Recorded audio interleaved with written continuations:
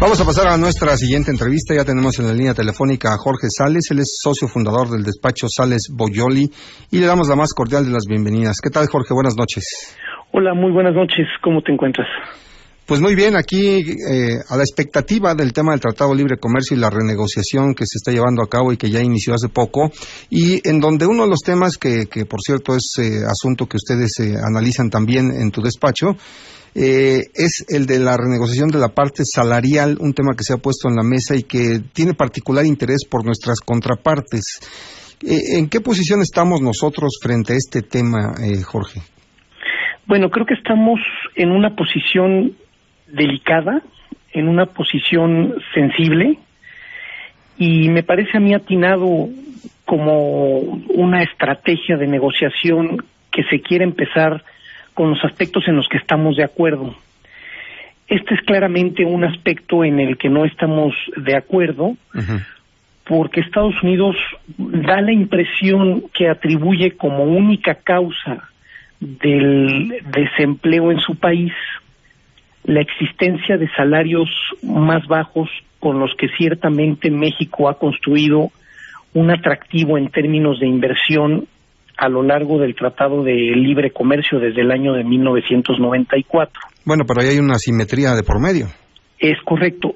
Esta asimetría no solo se debe a los salarios, se debe a la existencia de legislaciones laborales diferentes. Se debe también al impacto que tiene la globalización y la sistematización provocado por la tecnología. Es decir, claro que resulta como un factor de desempleo la diferencia salarial, pero me parece que no es la única razón. Estas asimetrías son asimetrías que México se comprometió desde 1994 a resolver.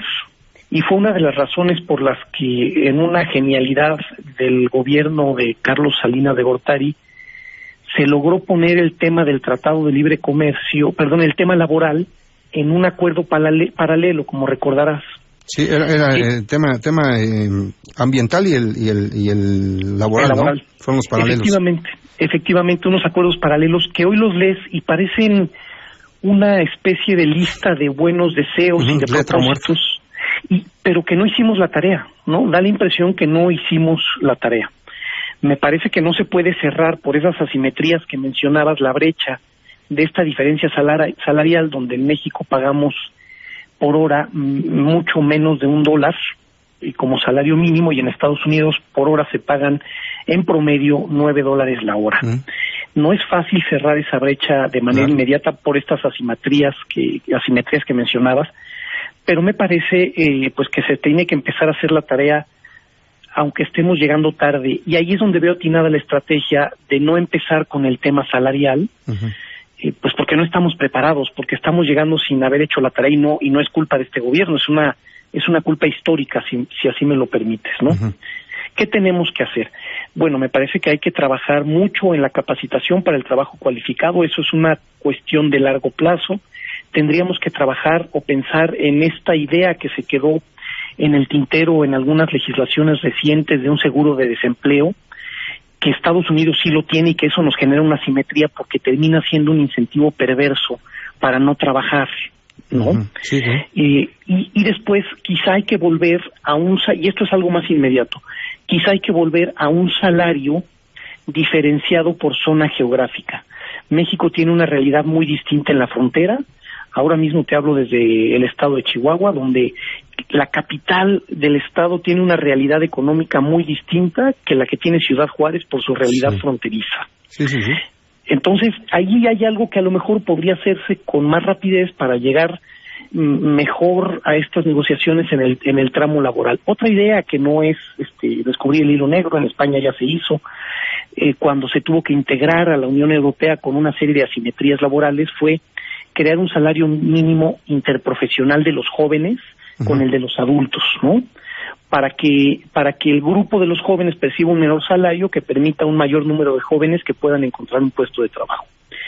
Y luego el tema de las negociaciones sindicales creo que también podrían tener una incidencia que nos permitirían llegar a negociar mejor los aspectos laborales, buscar acuerdos en el ámbito nacional como aquellos pactos nacionales de los años 90 y finales de los 80 que pudieran generar un sentido pues más homogéneo en el tema salarial.